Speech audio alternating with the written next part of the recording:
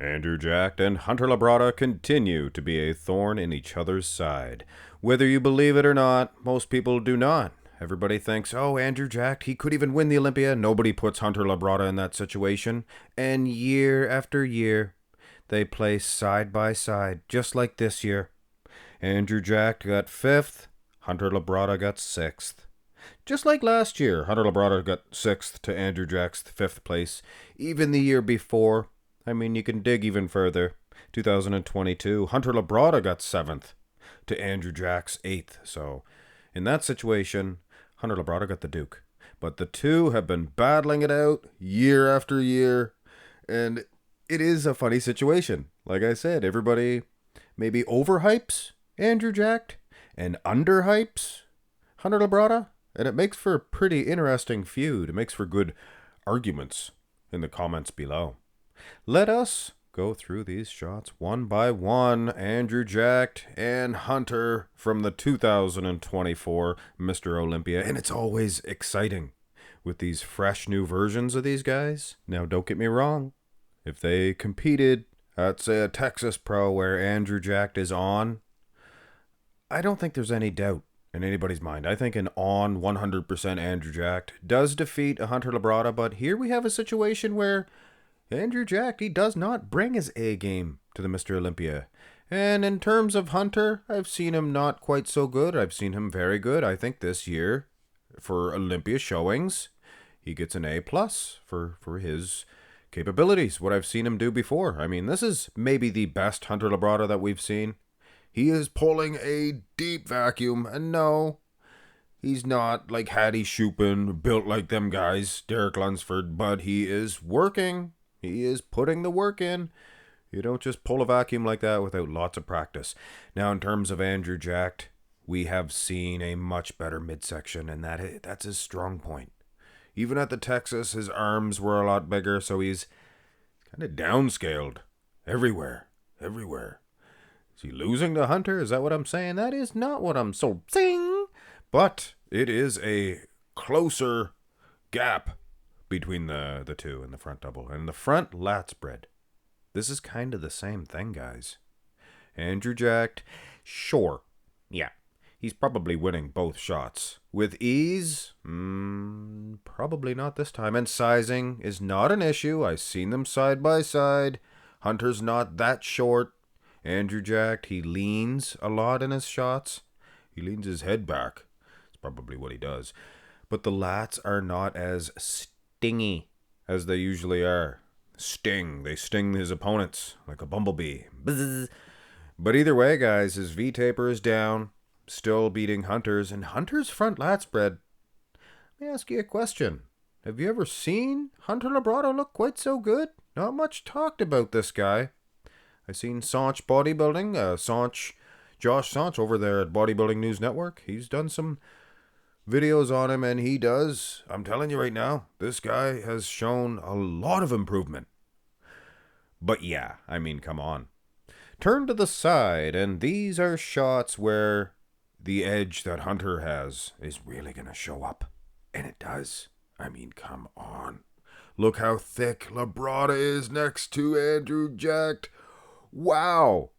Wowzers. You had an end, or a zers at the end of that wow. I mean, condition, midsection, chest, arms. What do you want? Leg separation.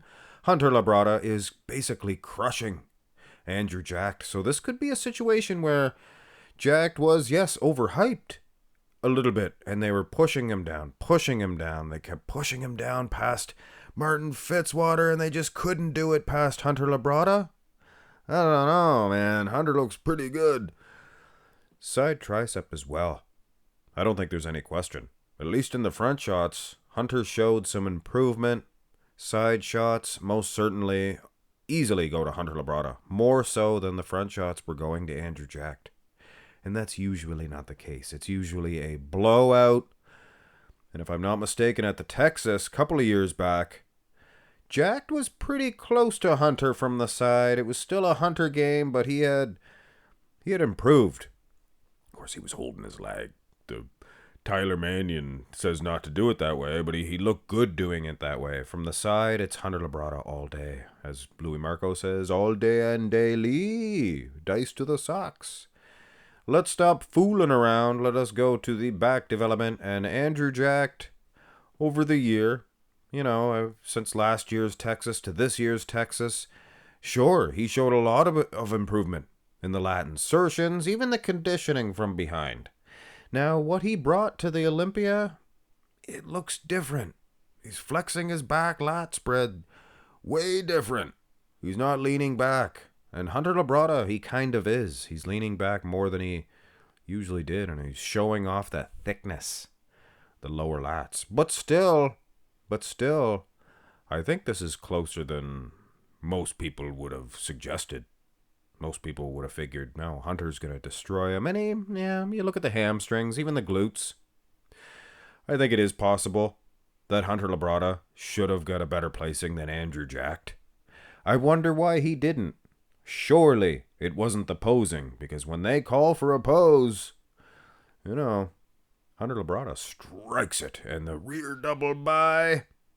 Hunter, he's packed with muscle, and when you see him next to Andrew, he just looks like he has more substance. More striations everywhere. Back, hamstrings, and yes, glutes. Andrew has worked diligently on those calves. You can definitely see he is working on them. And Hunter Labrada, massive set of calves too. Massive set of calves as well.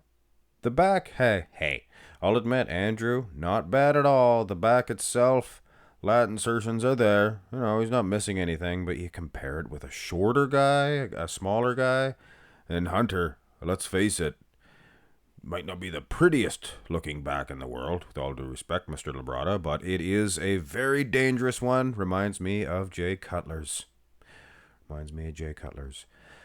And the abs and thigh, no matter what type of version you use, it is going to go to Andrew jacked. No doubt about it. Or in Canada we say, no doubt about it. And it is poses like this that makes the judges think, if it's close, we're gonna give it to jacked. And I guess if you are going to give Andrew the 2 front shots, which you probably will, and Hunter the 2 side shots, I guess it's a tie going into the back. But wouldn't you give Hunter Labrada both back shots? Wouldn't ya? I think I would. I would suggest anyway. And that just leaves the last 2 poses. Andrew jacked obviously getting this abs and thigh. So I guess it's down to the most muscular. And gosh darn it, usually an easy win for Hunter Labrada? Well, maybe. But I think that Andrew jacked, he improved on one area between now and the Texas, and that was his delts. He had them babies just pumped up to the max. Do it.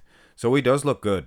The Mona Lisa of bodybuilding. Sure does look purty, doesn't he?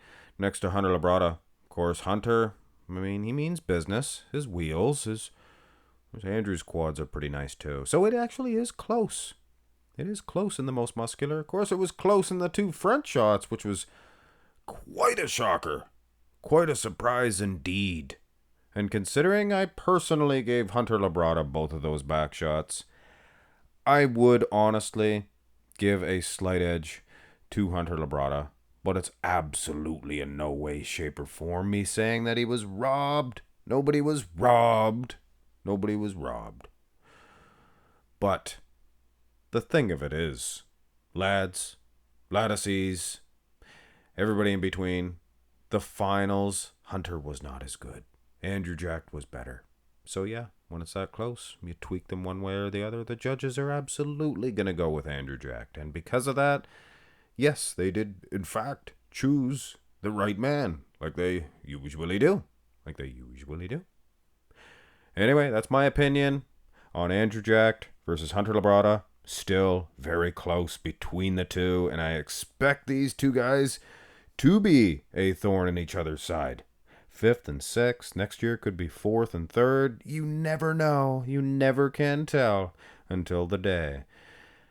Ooh, they could both jump into the Arnold. Oh, the possibilities are endless. Have a nice one.